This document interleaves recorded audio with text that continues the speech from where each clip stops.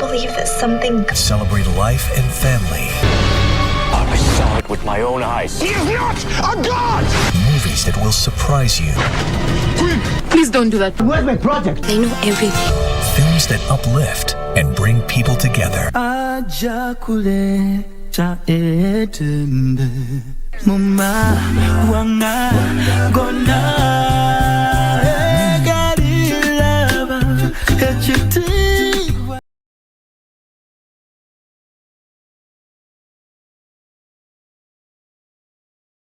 For richer or for poorer, I love you all. We love you. Cheers. True love.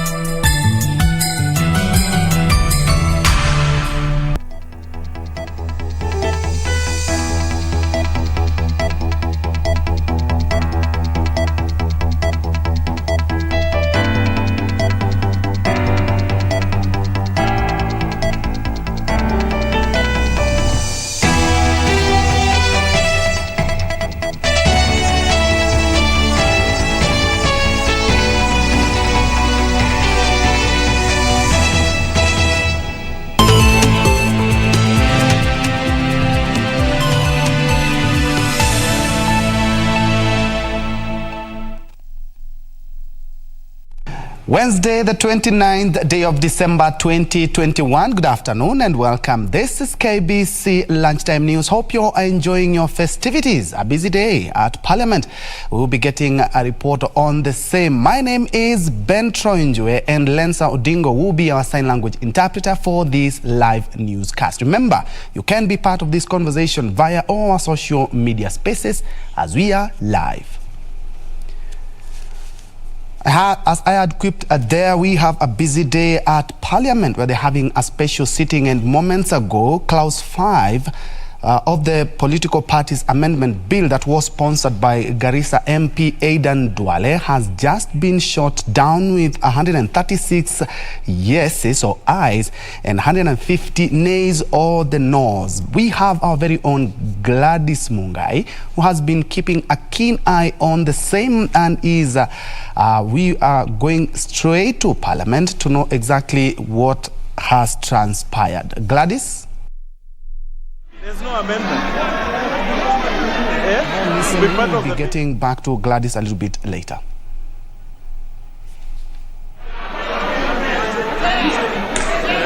They said no. Yes.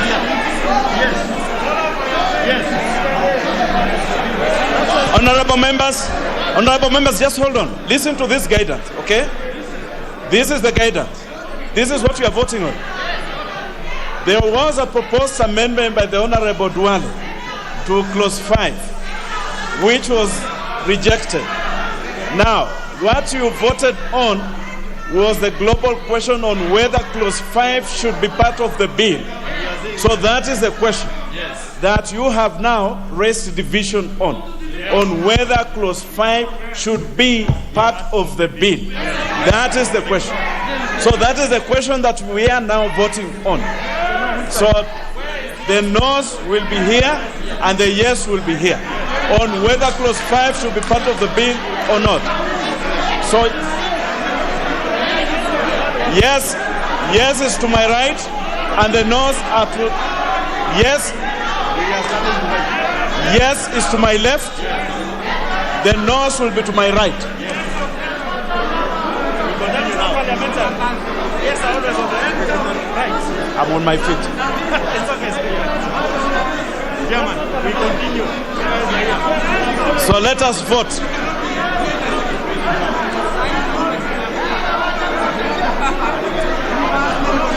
Can I have the tellers? The tellers are here.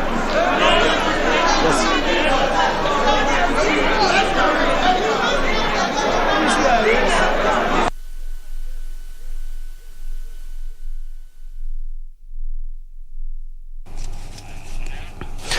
Okay, as we have seen there, the National Assembly is still quite busy. There are still more clauses to be voted in, and as we speak, the voting will continue for clause 5 to be part of the bill or not. And perhaps to just mention is that the bill, as they say, seeks to strengthen political parties. And on the same, the National Assembly Majority Whip Emmanuel Njue has backed the political parties' amendment bill 2021, saying he is confident that the National Assembly will pass the bill during today's special sitting, as you have seen. According to Njue, majority of the legislators will back the bill as it seeks to strengthen political parties and unite the country while addressing the winner-takes-all nature of elections. Njue said the bill will also foster peace after elections, since no party will feel left out of the government. Nitakuwa napitisha mswada ambao unaongelea mambo ya vyama. Huo mswada ukipita kesho, Jubilee itakuwa, ODM itakuwa, lakini sisi wote tutakuwa kwa Azimio, na tutakutana na mtu yote hapo mbele, mundu, si ndio? Sisi ni wanaume. Kwani nasimamanga kura peke yangu? Si tunakuwa na watu. Tuko tayari na tunaenda hiyo mwelekeo. We indeed have our team on the ground, so we will be keeping you afloat with the latest from Parliament's special sitting. Elsewhere, a 23-year-old man from Wingi Town has committed suicide after his motorbike was stolen a month ago. Nicholas Njue, who is a hawker, hanged himself in his bathroom of his rented house. According to his wife, the deceased has been stressed following the theft of the motorbike that he used for his hawking business. Monday night at Mwingi Town of Kitui County. Relatives and neighbors are yet to come to terms with the incident where 23-year-old Nicholas Njue took his life by hanging himself following the theft of his motorbike. The deceased is said to have bought the motorbike at a cost of 140,000 shillings and used for his hawking business. According to his widow Ruth Mwikali, Njue had been displaying symptoms of stress after the theft, as his business had since stalled. Mimi naona chenye kiini cha kujinyonga ni kama ni wenye alikuwa ameibiwa motorbike mwezi uliopita. Sasa stress za kupoteza hizo pesa zake ndo zilifanya hivyo ajinyonge, fikiria hivyo. Mimi nilikuwa namwambia Mungu yupo na Mungu atamsaidia mpaka gari asione hiyo pikipiki ilipotea. Mungu. On the fateful night, she had left him with their 4-month-old daughter in their rented apartment and went to work only to return in the evening and find the door to their house locked from inside. Niliamka vizuri, tukaprepare breakfast kama kawaida. Mimi kwanza nikamwacha hapo, nikaenda kazini, nikamwacha na mtoto kawaida, nikaenda kazini. Nikifika ndo nilikuja nikakaa hapo nje nikidhani ako hapo tu ameenda shughuli alafu anakuja. Kumbe yeye ako hapo kwa nyumba, nikaomba majirani, nikapunja kifuli, nikiingia nikakuta mtoto kwa kitanda anacheza, naye amejinyonga hapo kwa bathroom. Juzi ndio nilikuja nikamgongea nyumba, tuseme mchana hakufungua. Sasa jioni nikampigia simu akaniambia yeye alikuwa amelala na kuanga na stress usiku, analalanga mchana. Sasa ile wakati nilimuona alinielezea hivyo. Na leo nilikuwa na yeye tukaongea, akaniambia tutaongea jioni ama nipigie simu. Neighbors have described him as a calm and reserved person. Yeye ni mtu mtulivu, aongeangi na watu sana.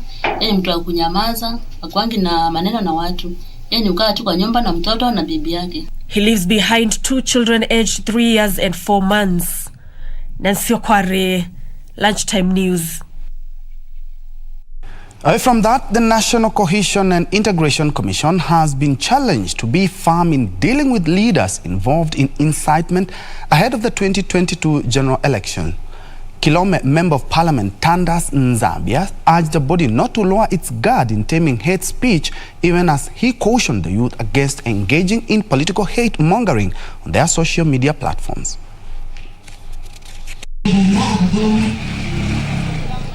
As the electioneering period fast approaches, the National Integration and Cohesion Commission is under pressure to crack the whip on elite politicians spewing hate.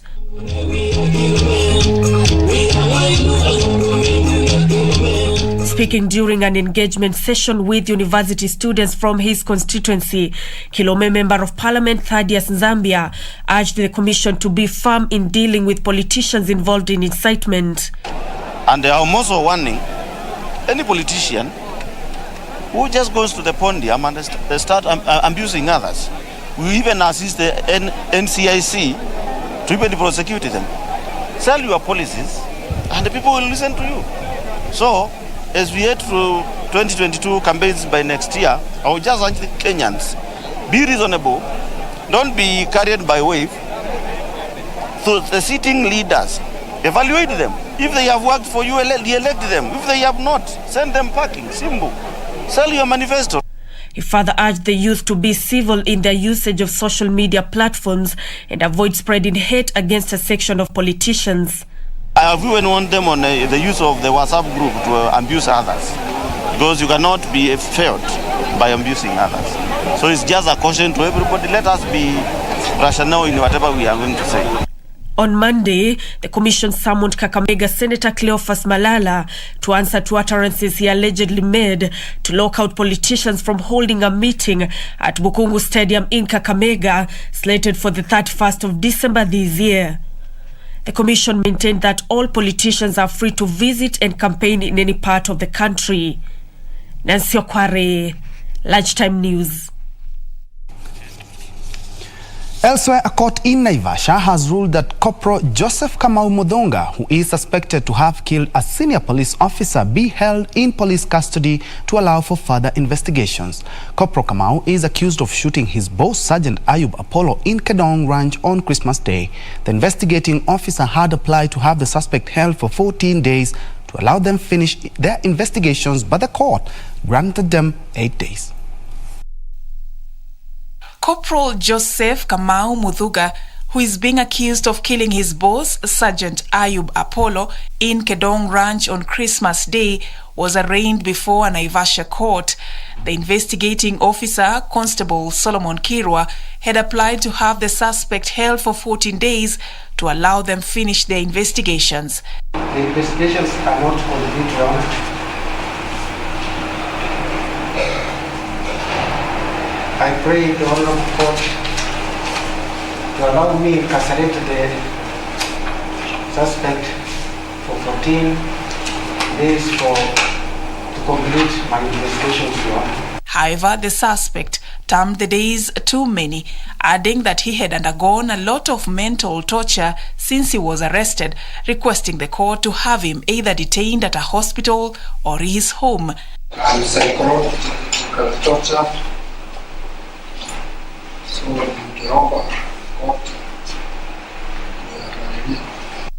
Naivasha Senior Resident Magistrate Esther Mburu rejected his application, adding that he will continue to be held at the police station for 8 days. She further directed that the welfare officer at the police station makes sure that the suspect gets psychological support while in custody. The court has had the investigating officer's submission. I've also had a privilege of looking at the application for me. I've also had the sentiments of the accused person. I will direct as follows: that the suspect be held at the police station for the next 8 days. The case will come up for hearing on the 6th of January 2022. Meanwhile, reports from an autopsy conducted by government pathologist Dr. Titus Ngulungu in a private mortuary in Maimahio town indicate that the senior officer was shot 3 times and died from excessive bleeding. For Lunchtime News, I'm Safin Aching Oma. And from Naivasha, we revisit our top story on the political parties amendment bill that is currently being voted by MPs. We have our very own Gladys Mongai, who has been keeping her eyes peeled for the morning session leading up to the voting. Gladys, give us a summary of what has just transpired.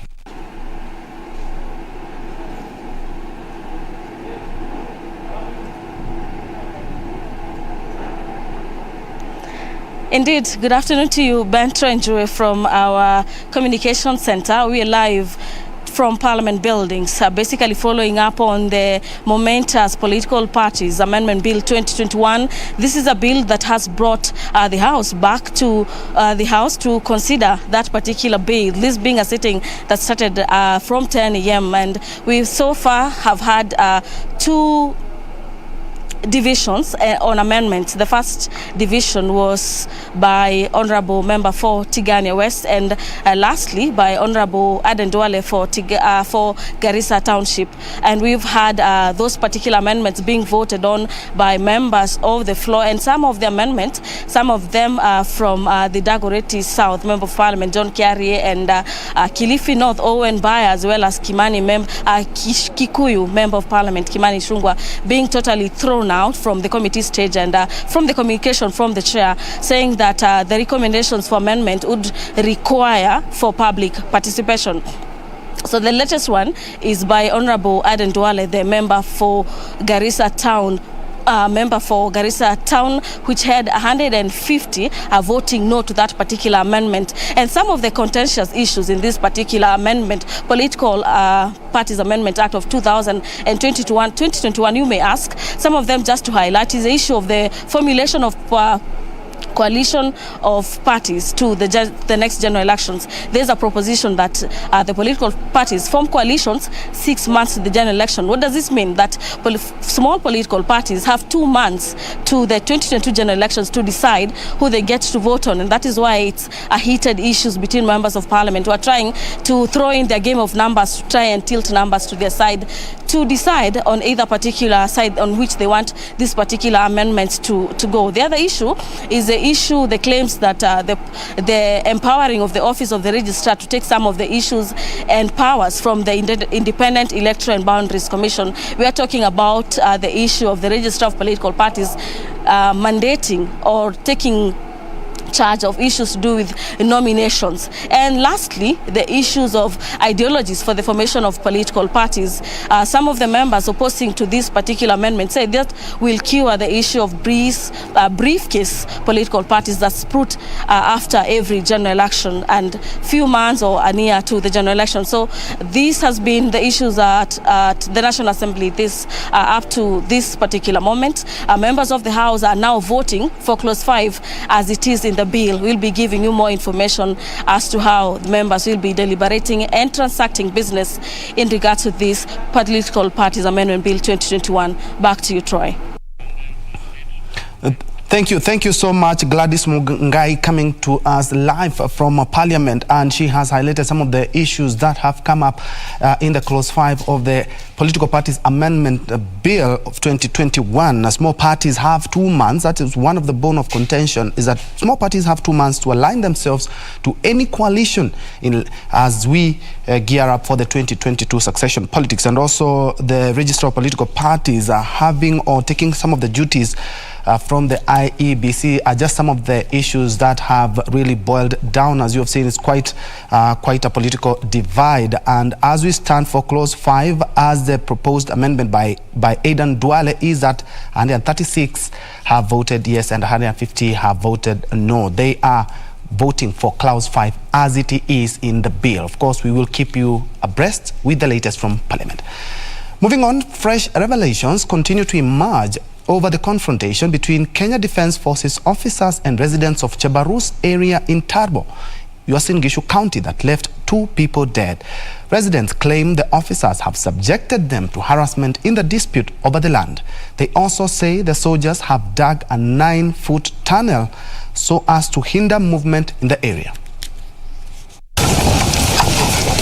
Uasin Gishu County government officials led by Governor Jackson Mandago were accompanied by officers from the Independent Policing Oversight Authority on a tour of the scene of the tragic confrontation between Kenya Defence Forces soldiers and the residents of Chebarus in Tarbo, where 2 locals died of gunshot wounds.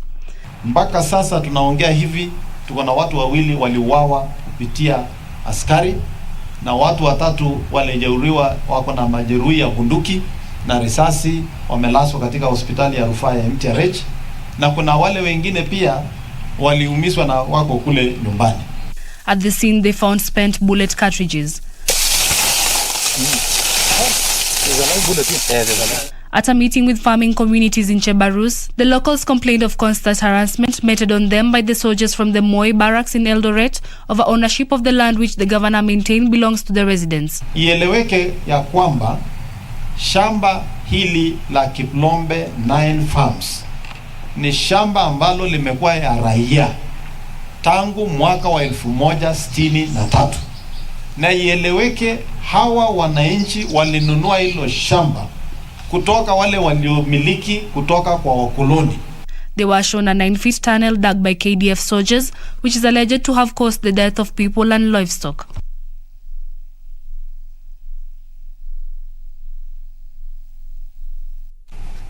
And at about 20 minutes past the hour, we are due for our first break, but allow me to appreciate Nelson Ondari. You are watching Enos Omothi. You're following from CBD. Daisy Terry Destiria, present from Kakamega County. Let's have that break. We'll be back with more news.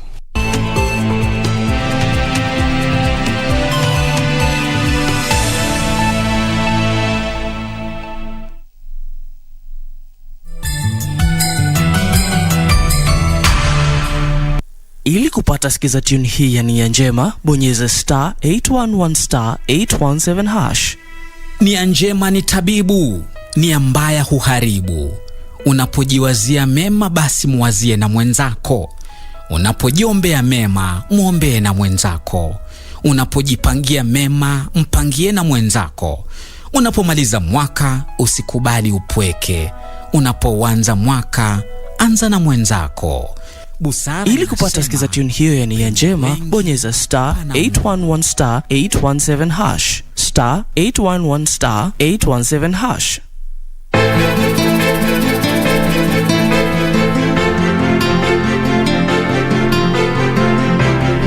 Niko na shida, nataka unisaidie. Si nilikwambia utoke hapa nyumbani kwangu uende zako? Mama, tafadhali mama. Nakuomba unisikilize. Japo dakika chache tu mama. Mimi sijui saizi ningekuwa na mgoa nani maskini. Unajua sasa zingine unapenda kujiongeza stress mwenyewe. Dawa ya chuki mama si piritoni, ni mapenzi. Namtaka nyota wangu. Namtaka nyota wangu.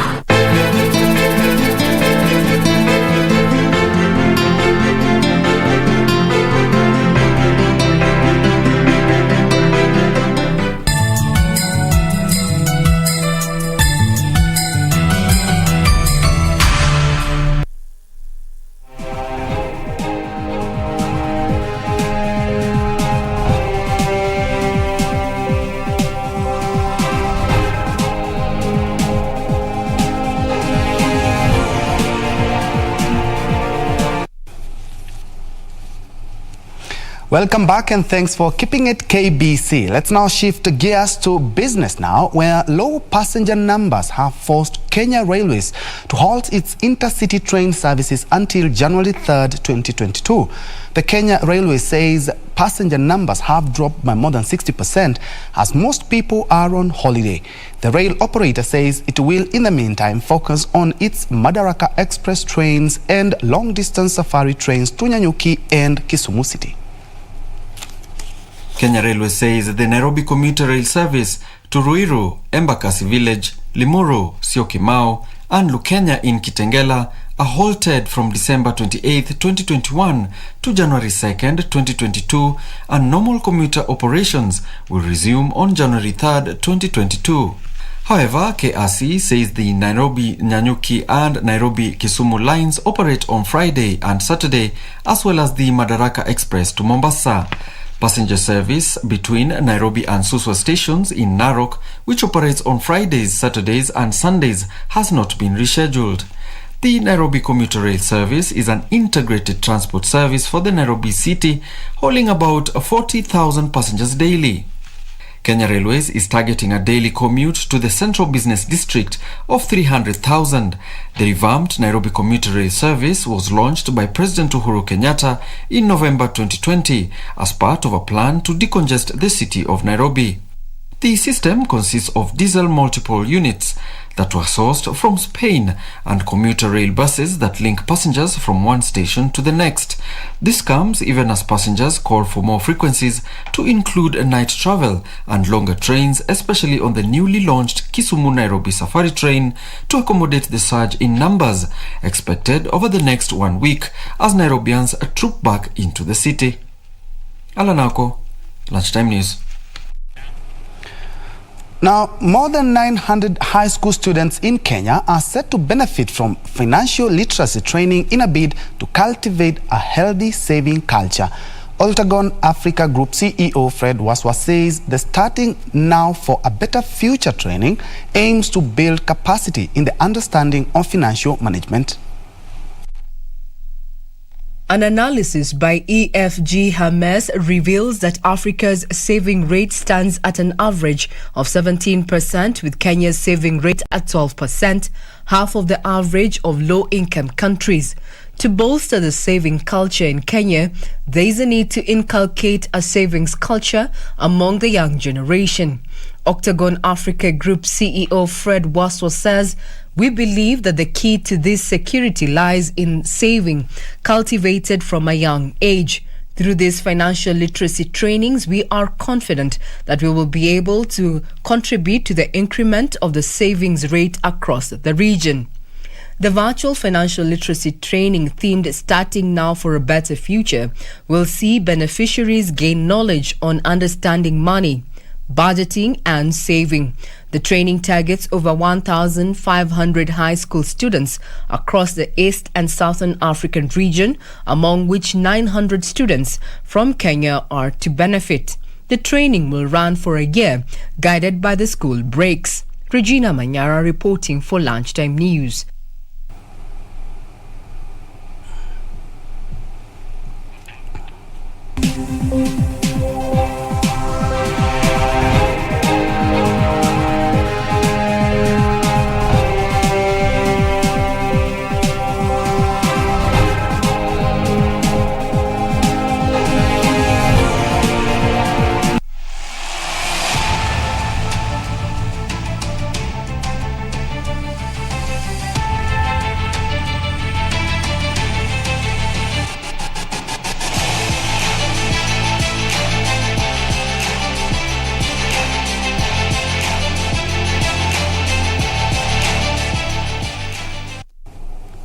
And in the world of sports, Liverpool manager Jurgen Klopp has expressed his disappointment after the Reds, lost 1-0 to Leicester City, adding that they won't catch Man City if they continue to play in the same manner. Ademola Lookman came off the bench to consign Liverpool to their shock defeat after Mohamed Salah had a penalty saved earlier on in the game. In other matches, Crystal Palace thrashed Norwich City 3-0, while West Ham United were 4-1 winners over Watford. Liverpool's next Premier League fixture on Sunday, January 2nd against Chelsea, which could mean Klopp's men will be 12 points behind the pace set opener to ease to a dominant 4-1 win at Watford and cut the gap to the top. Penalty it is.